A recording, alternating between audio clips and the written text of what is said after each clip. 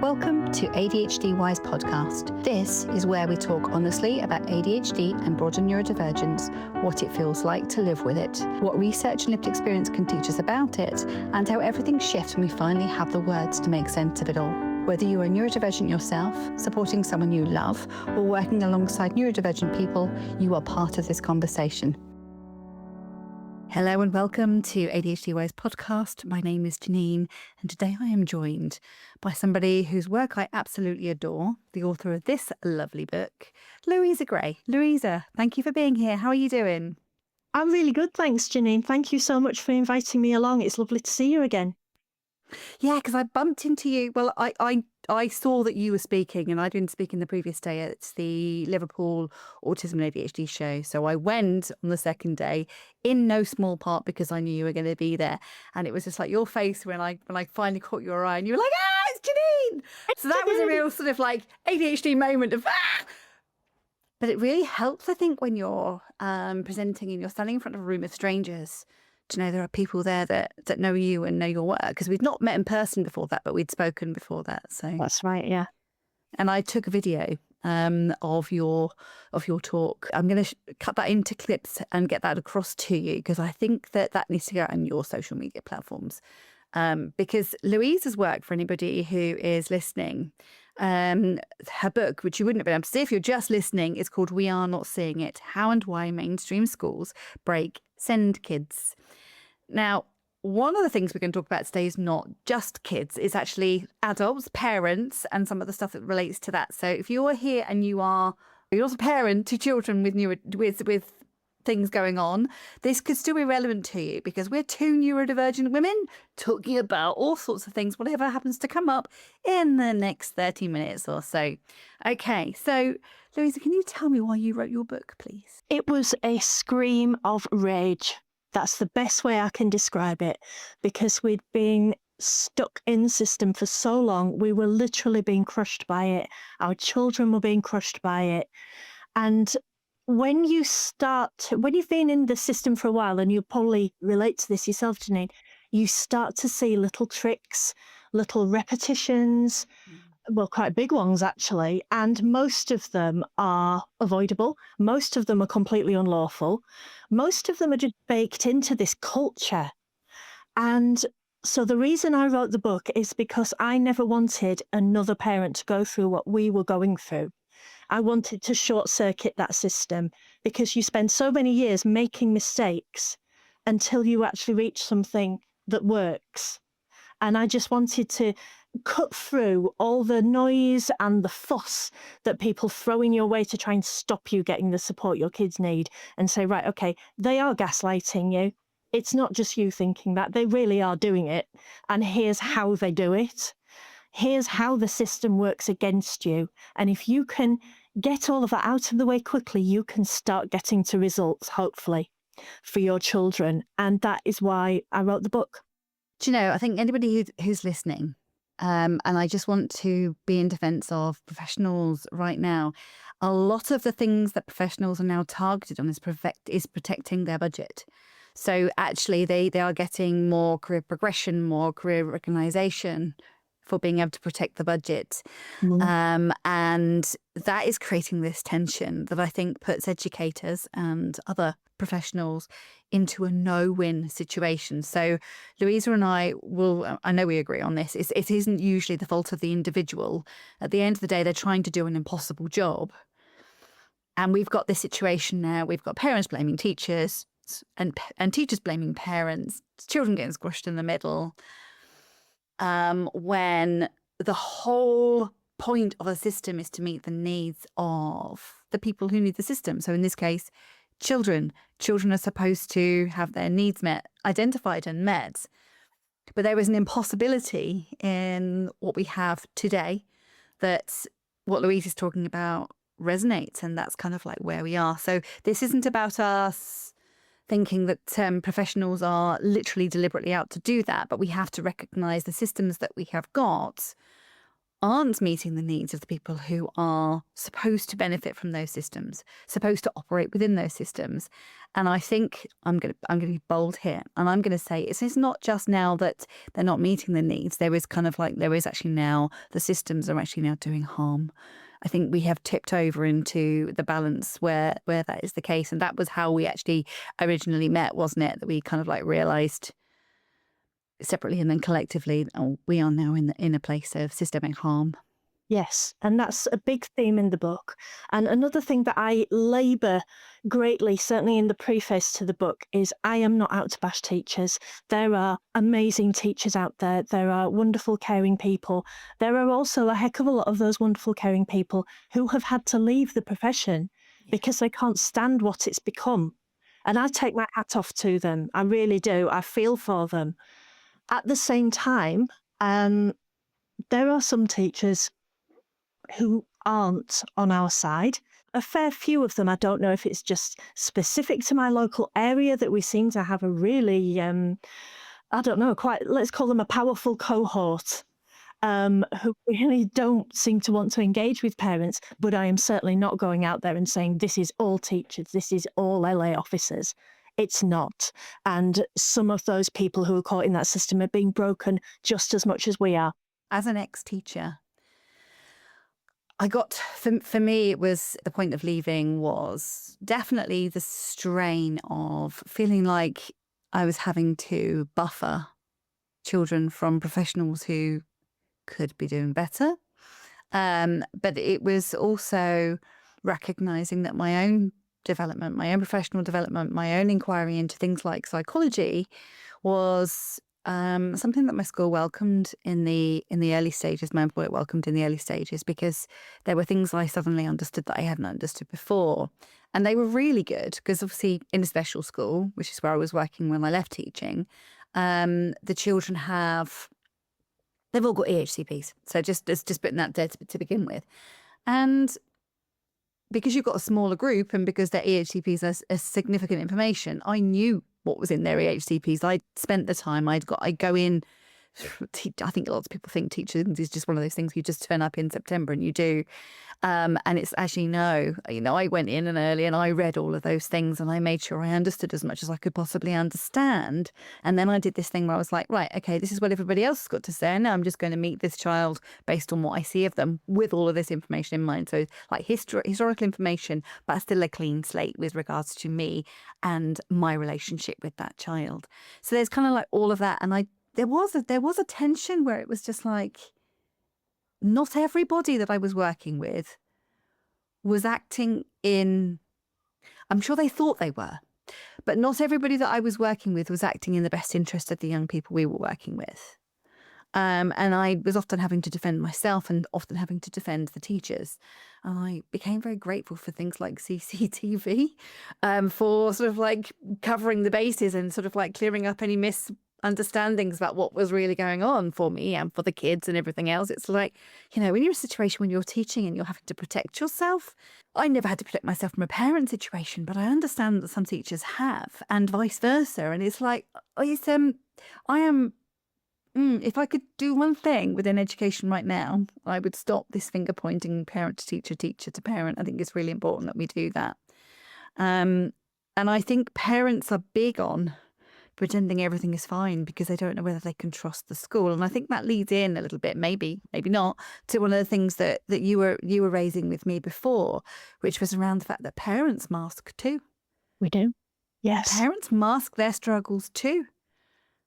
And I think you've had a conversation with somebody else about that recently. So I'm going to pass back to you and you can tell me all about that. We do mask. And I think it's something that, as you say, we don't talk about it because mask is seen as a universally bad thing. We don't want our children doing it. But in order to survive in a situation or an environment that, as we've already discussed, is potentially harmful to our child, they have to mask. And then they fall apart when they come home. And we as parents don't get to talk about how we have to mask as well, because if your child is coming home and collapsing, and as both of mine did at different points, telling you they cannot be here anymore, they do not want to be here anymore, how do you deal with that as a parent? Well, the first thing you have to do is be the safe space. You have to be the strong one in the room to help your child and support your child, while inside you are literally falling apart at how your child is feeling so distressed and scared and really, as we said, coming to harm. You have to put a mask on in order to deal with that, because you cannot project your own trauma in that moment onto your already very, very distressed child. So that's one form of masking that we have to do. But there's another form as well, which is when we go into schools, and I've had governors, teachers say this to my face, you're getting upset, you're getting emotional. We can't help you if you're emotional. That's bonkers. You took a stop and think about that for a second. Now, I'm a multi-agency practitioner, so that's another string to my bow. So I will go into multi-agency meetings of various kinds. My role is usually either as child or parent advocate. Sometimes it's when the school has instructed me or a local authority has instructed me because they're recognising there's a challenge with the dynamic they have with this particular family, or there's something that they're missing, and that tends to be when I'm involved. And parents quite regularly get emotional about their child, and they apologise. They say, I'm sorry, because they're crying. And I always say, no, you're a parent. You're supposed to be emotional about your child. We would be more concerned if you weren't. And there is a kind of like a breath that you see the professionals take in that moment where they're like, oh, yeah. But actually, I don't think that we are actually training educators that a parent's emotional response to their child's difficulty is normal, healthy, to be encouraged, even if there is an element of needing to contain it in order to get through the meeting. But condemning a parent for being emotional about their child is nonsensical. I'm not talking about, parents who are going in and they are being abusive to other professionals. That's completely unacceptable. However, you can kind of understand if someone says, if you're going to be emotional, that is going to escalate. And you were talking about parents and masking with their child, and just coming back to that and de-escalation. Now, I've had lots of de-escalation training because that's my role in a special school is all of those things. And it was that whole, if the child goes up and is dysregulated, you have to go down and be the safe person for them to come down into. And the same is, so that parent having to cope with all of those things, and then they're in a meeting, that's what they need as well. It's like, it's okay, we are here and we are listening and we're in this together. We're all in this together in the interest of the child. As a multi-agency practitioner, that was in the training. That was the way you're supposed to work together.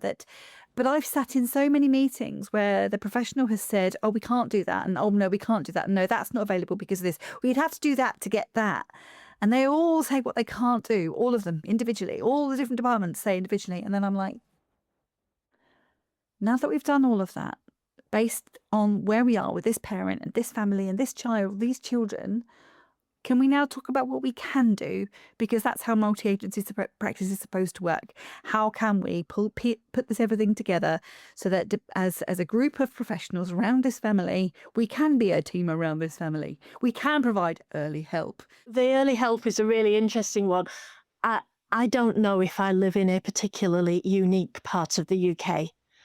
But for example, early help was offered at one stage after my son he'd attempted to jump out of a moving car rather than go to school.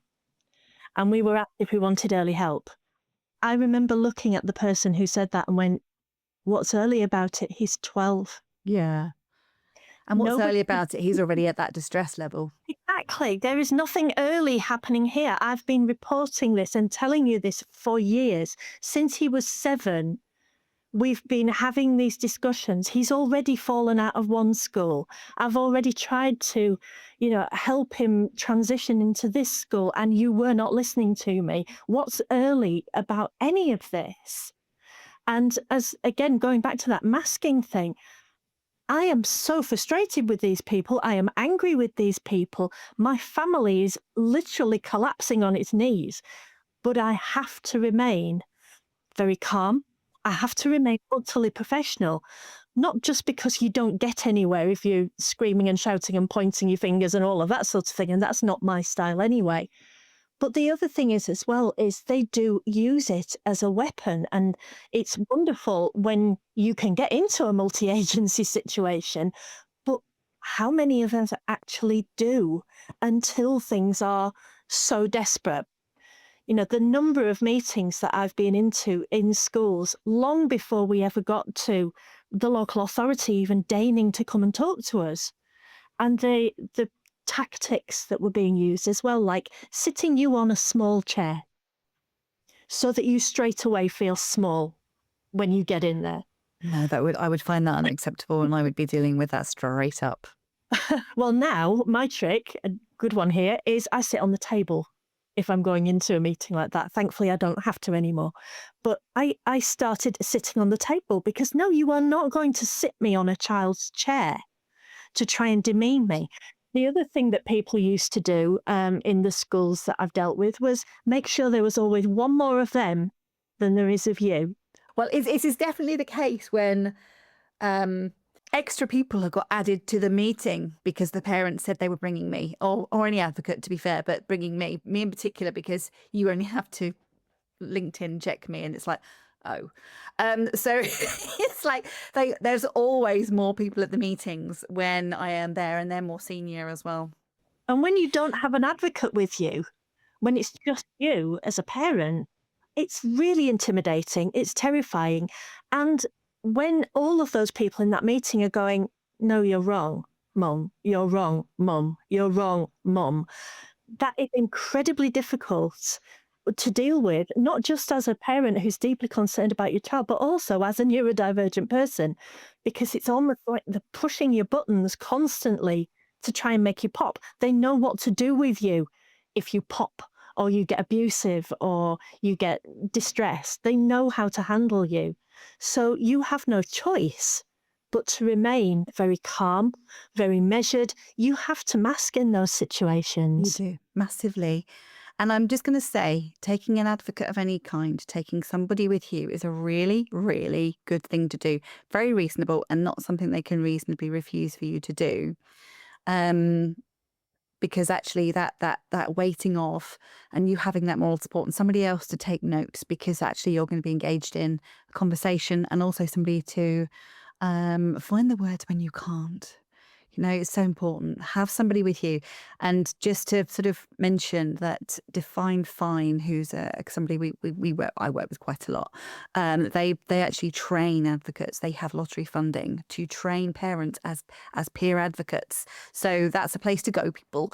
There's lots of other places, Louise, if you want to suggest any, that's fine. But it's just one that, you know, we do work with Louise. So that's an obvious one in terms of, I can actually get trained to support other people, and other people can get trained to support me. Wow, you know, but they're trained to not be the shouty kind of advocate. Absolutely, yes. And when I was first starting on this journey with my kids, there were no advocates. That's a while back. You know, things have changed massively. And I do think that as we, as parents and as advocates, and as we've all become more knowledgeable, better at representing ourselves, much better at having that support, the game has changed. But when you are going into those meetings, it's a very, very different experience.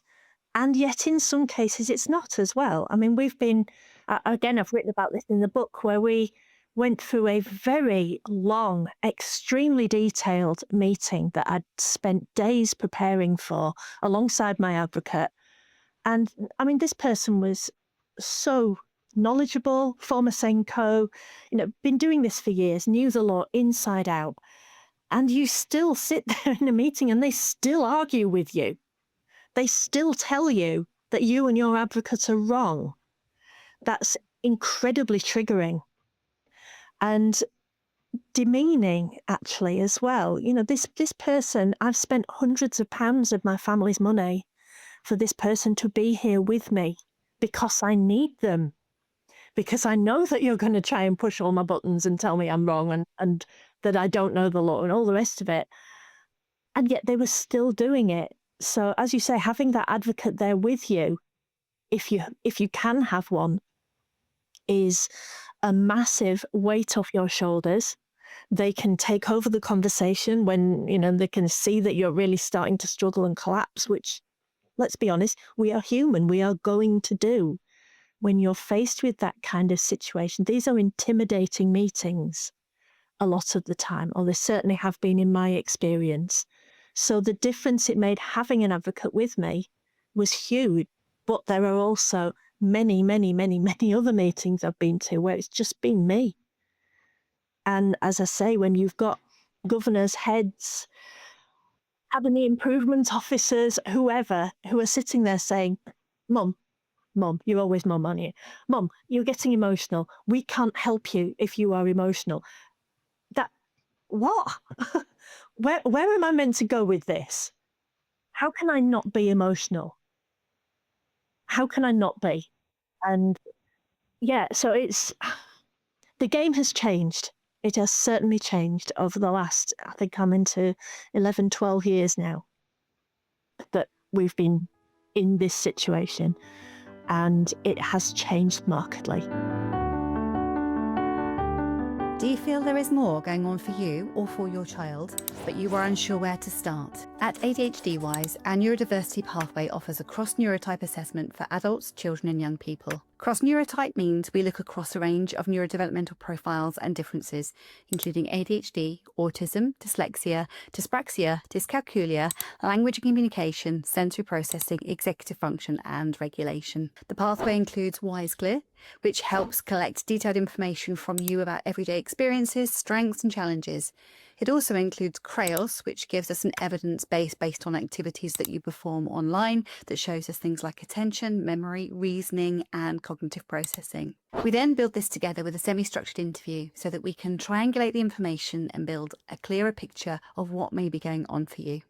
The aim is to help you know where you are, what might be contributing to the challenges that you or your child are having, and deciding on next steps, whether that be a diagnostic, support in school or in work, coaching, adjustments, or simply better understanding yourself or your child. The neurodiversity pathway is about clarity, direction, and helping people be better understood. You can find out more at adhdwise.uk and look for the neurodiversity pathway.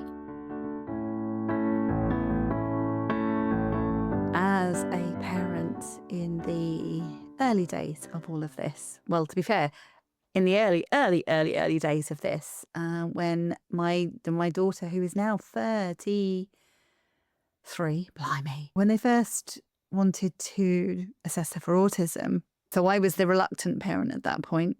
And with Will, I talk about the fact that, I became the parent who suddenly went, okay, I agree that behaviour was unacceptable. What are we doing as the adults in his life to help him to do better next time? Again, that was an about turn for me.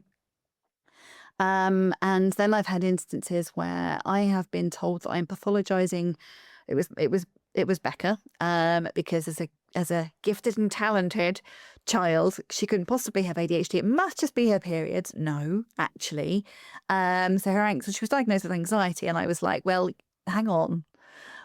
What else? And I was accused of pathologizing my child. And actually, even if you are a professional, that sort of stuff can happen in terms of people saying, oh, well, you're just looking for it because this is your job. And it's like, no. And that's, I think, one of the reasons why, even as professionals, we need other people to be our advocate in that situation, because some of those meetings that I've had to face, I've had to have somebody else help me because of that sort of stuff. So it doesn't matter who you are. None of this is ever a reflection on you and your capacity. You don't need an advocate because of your needs. You need an advocate because of the circumstances and the situation and the system that is rewarding, is expecting, is a requirement of holding on to the job of Senko, for example, is that they manage the resources they have available to them. And sometimes that means minimizing the voice of parents and actually of children in order to strike that balance. And that's a lot of the reason lots of professionals, as you say, leave the profession. And it's not just teachers. It is your leadership team as well for those sorts of reasons too. This is it's an impossible job. They're in an impossible job. But the needs of the children why we're all in this. And if you're not in it for that reason, it's probably best to go anyway. But that's, where we are. Well, one of the parents I spoke to when I was writing the book said to me, and I'm paraphrasing a bit here, but what they said to me was, if all the really human teachers who can't deal with this profession as it's become leave, what you're left with is psychopaths. And I was really struck by that, actually. And then not long after they'd said that to me, I actually went into a meeting where both my husband and I kind of looked at each other afterwards and went, that person, that professional in that meeting should be nowhere near children. They actually were behaving like psychopaths. And how do you as a parent deal with that, especially if it's just you, if you don't have a professional beside you? The examples I will give you were things like this person looked straight down the camera at me because it was a Zoom meeting and said to me, Mum, why do you want your children at my school? Well, hang on a minute. They've got an EHCP for a start, which names your school, and they actually still want to be there at the moment. They still want to be there. And I wasn't aware that it was your school. You are a local authority run school. The masking I had to do in that situation was absolutely off the scale. Shortly after that, this person looked from me to my husband and said, I've always found you to be very reasonable, but your wife keeps changing the goalposts. How do you get through a situation like that without breaking, actually? Because we were at such a critical moment of our children's future that we had to hold it together. We had to not be triggered by what that person was saying, because we did not know what the consequences were going to be for our child. And as parents, we shouldn't have to deal with that. We should not have to deal with that kind of hostility, because there is no other word for what that person was doing. And by the way, they were doing it in front of a representative from the local authority who was from their legal department. It's really hard to fathom, because that is going over and above. I mean, that is not then a profession pushing somebody into a no-win situation. That is then somebody else's kind of like, this is kind of the thing. And I could equally come out with lots of devastating examples of it. And I think it's incredibly hard, because you are then as a parent in a no-win situation, because the school and yourself are not acting as a team, because that's not the way that's going in that sort of situation. And of course, all children are best served by parent and school acting as one, acting in common interest of the child. That is where the sweet spot is. And they in that situation that you've just given, that's not then possible. And then we have to look again at what we do and the toll this takes on parents. And I know several parents who, diagnosed or otherwise, CPTSD, that cumulative impact of constantly being put into that situation. I know some that definitely are diagnosed, and others whom, my understanding is they score high on the rating scales, but haven't actually formally had that assessed, because that's difficult too, because accessing healthcare to get that even recognised, let alone supported, is another barrier, where we are just kind of denying the needs of people. But so it never occurred to me when I became a parent that I would need to fight for the needs and rights of my child. It's not in the Never manual, occurred is to it? No. It's certainly You're not going in to all have those to lovely learn. glossy baby books. Yeah, if your child has got any level of difference, you are going to have to learn about SEND law, and the rights of your child, and how to appropriately advocate for yourself, which in any other circumstances would be a job that you would be given training for. But as a parent, you're just expected to turn up and be able to do it, and parents can't. And it's And that's where I think the masking element comes in. One, because we have to do it, but two, what I've also come to realise is that we can use it to our strength.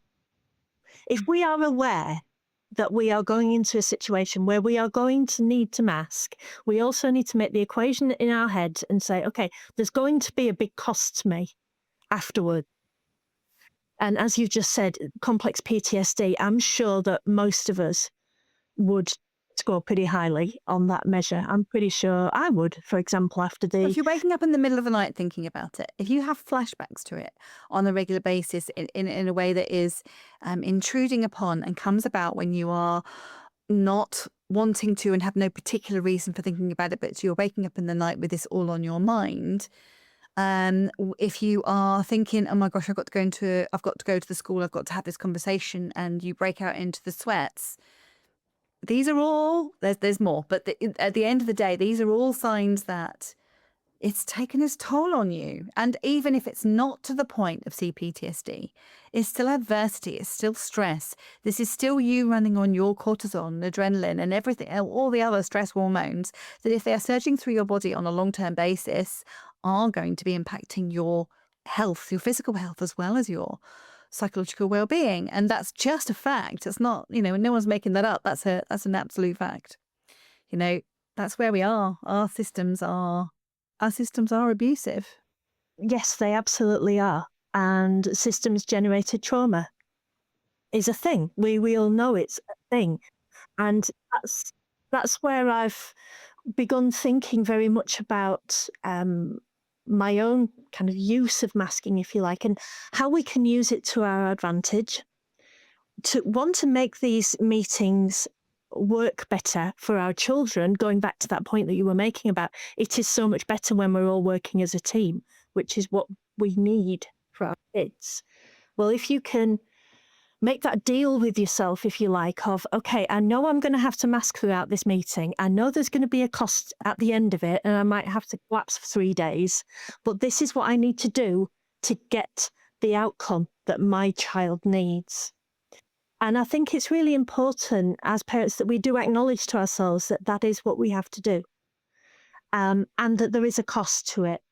And it isn't always possible, unfortunately, to collapse for 3 days afterwards because, hey, the dog still needs walking and, all of that stuff, and people still need feeding and clothes still need washing and all of that. We've still got to function as people.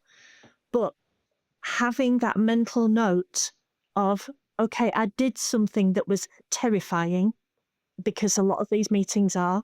I did something that was a massive stress overload to me, as you were saying about the cortisol and all those other hormones.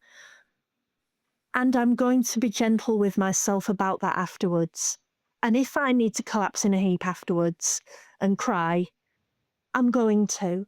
And if I need to spend a day just staring at a cup of tea, if that's what's going to get me the recovery, or at least a little bit of recovery, that's what I need to do. If you were a client in front of me now, if you were an adult in front of me now, I would be talking to you about the ebb and the benefits of ebb, because society moans at us, shames us for the ebb.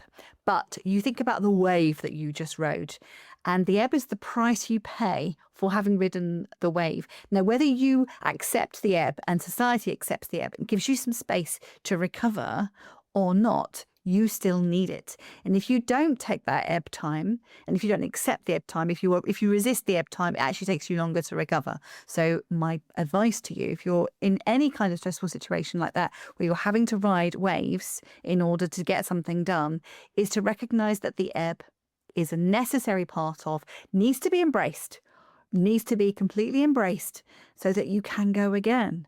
Because who on earth can just think they're going to ride the waves and not have the ebb? But society likes us to be productive all of the time. And yes, you're right, things have to be done in that time. But actually walking the dog, if you are accepting, no, I am on tick over mode, I am just going to do the absolute basics. I'm going to walk the dog, and I'm going to make a point of noticing my surroundings. I'm going to take the route that I know there's going to be less opportunity for him to behave badly. My dog, for example, I've got a Labrador and a Bulldog. The Labrador off lead is absolutely wonderful. until there is a person with a treat that he will hound to get the treat off of, or if there are deer in the park. So yesterday we were in the park and I saw the deer were running across the park, and I was just like, you're on your lead. But my point is that if in ebb, I wouldn't go to that particular location because I know the walk has more potential for stress for me. I need to be less on guard than that. So it's thinking about all those things that you can do that will lower the cortisol and adrenaline for you, that allow you to be in ebb, to still take your children to school. Absolutely outsource it if you can. Pick the time when you can do it without having to interface with people that are difficult or whatever it happens to be. Do the things and forgive yourself, or not even forgive, accept and love yourself enough to do the things that make it easier for you to engage in that lower demand time. Because the more you do that when you are in the ebb, the quicker you recover and more thoroughly you recover from the ebb. And the reality is your full recovery from the ebb is actually more important than how quickly. But society is what society is, and we're expected to get back up and on and keep on keeping on. And when people say to me, "Oh, I'm just keeping on," I'm like, let's talk about the ebb. At the same time, though, if you've got multiple children for whom you are fighting different battles, that ebb often doesn't come. And I talked about this a lot when I was just beginning my blog about which child do you go to? I've got 2 kids. Some families that I know I've got 6, 4, whatever. These are incredibly difficult situations for you to actually pull that ebb into if you've got 2 situations going on at the same time, possibly in different schools, possibly with different LA officers, possibly with a different set of needs and profiles and all of that sort of stuff. That ebb is incredibly difficult to find. It might only last minutes before the next something occurs. Constantly putting out fires. Yes, absolutely. And I think the phrase that I've come up with is be gentle with myself about that. I am going to crack at some point, and I must be gentle with myself about that. Because initially I wasn't. As you say, I felt that I had to do it all. And as a family, we didn't have many people that we could outsource to at all. No matter what was going on, it was generally me, the kids, husband. That was us. That was our unit. There is no one outside coming to help you. You've still got to try and find that space, even if it is just a 5-minute cuppa. And that's really hard. And I just want to acknowledge that for anybody who's struggling in that situation right now. It is hard beyond words. Yeah, sometimes impossible. I've had my mental health battles, and I know that some of the things that have been thrown my way, I haven't handled them perfectly, but I've handled them the best I could handle them. Yeah, and that's the key, isn't it? Yeah. I was speaking to somebody earlier on today, and we were talking about people and the decisions and the choices that they make. And it's just like, generally speaking, when somebody makes a decision that somebody else thinks was a dreadful decision, they didn't have all of the options available to them. They were making the best one from the rubbish ones available to them. And I guess, I think that is one of those things that as a parent in this situation, it's just like the options that you've got available to you are limited. You have to make the best one you can with those. And I guess I'm also saying that about the teaching profession and other professions that are involved in our children, is that often those professionals are also having to make the best worst decision rather than actually having the ones they would like to have available to them available. And I think we get judged, and we judge the poor decisions made by, and the reality is they are making the best one they can with what's available. And that's why parents who not necessarily shout the loudest, but can shout the most intelligently and appropriately, do better. And I think that I don't ever want in a situation where somebody on a low income doesn't have the same fair access to support. Again, on that note, find fine, or other places like it are a great place to go for free support. And I would only ever want someone to come to me if they could afford that extra support, and only for the bit they need, and then go back to the free support. But there's a problem that we have, isn't there? That it's like if families who can are then vilified for the fact that there are other families who can't. And it's not the fault of the families that can, but there are other families who cannot. And I've had this conversation many times with MPs, with council officials, etc., where they are basically telling you, you're just a pushy parent, you're a pushy middle-class parent, you think you're entitled, etc. And I stop them and I say, no, because I'm doing this because I can. But what about all the people behind me who can't? I'm doing it for them as well. Because if I can kick this door open and make sure that more children are able to pass through it and get what they need, that is what I'm doing this for. It's why I wrote the book, because I don't want anybody else to go through what we've been through. So yes, I'm very, very fortunate in that I have been able to argue with these people in the way that I can, and to learn about the law in the way that I have done. But I use that knowledge for everyone, or certainly that's my goal, because I want everybody to be able to walk through that door with me, and for every kid to get all the opportunities that they deserve. And these children do deserve to have every opportunity to succeed and thrive and be happy and healthy and not feeling like they want to end themselves at the end of a school day. And so, yeah, I take a lot of time to actually correct the higher ups, shall we call them, if they're trying to kind of plant that on me and my family. No, I am not just doing this for me. This is for everybody. And I think a lot of us would say exactly the same. And that is why this podcast exists, because it's a free resource. It's a way of reaching more people without people having to spend lots of money. And here is another lovely example. Louisa's book, We Are Not Seeing It, is another book for people who, for whatever reason, might benefit from it, whether or not you can afford advocacy or whether you can't. This is the kind of book that will help you to understand what you're asking for and why you're asking for it. And also, hopefully, to make sure you don't feel quite so alone. So we will put a link to your book in the assets for this episode, Louisa. Is there anything else you would like people to know, considering this podcast is aimed at people like us? So adults, we're neurodivergent adults and parents to neurodivergent and SEND children. Is there anything you would particularly like to communicate to them? It feels so impossible at certain parts of the journey, and you feel that you cannot go on.